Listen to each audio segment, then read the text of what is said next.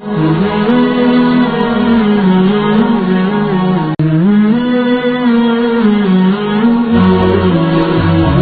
sejauh mana kasih sayang Nabi kepada umat di dunia sampai di hari akhirat. Di dunia kalau sampaikan murah akhirat sejauh mana?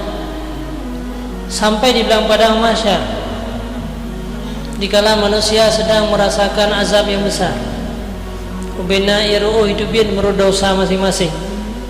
Para anbiya yang lain semua mundur. Nabi Adam berkata, jangankan aku untuk menolong kalian, aku sendiri tidak tahu hari ini apa yang menimpa aku. Siapa yang hadir di hadapan Allah? Nabi Muhammad bersujud meminta. Allah berfirman, Allah berkata, Muhammad uranyo kan ura sujud, silakan minta apa yang kau inginkan wahai Muhammad. Rasulullah nu pegang. Padahal Nabi yang lain takut padanya.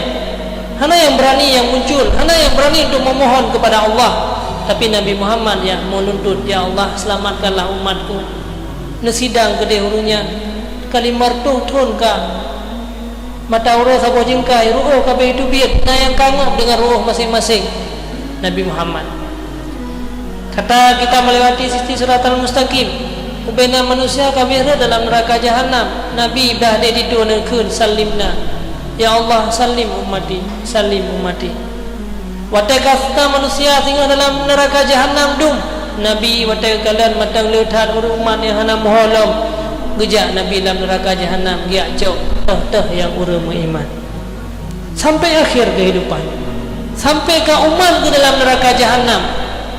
Umat yang berdosa mendum yang kan neraka jahanam, maka giak jauh oleh Nabi yang watainya neraka jahanam len keroe.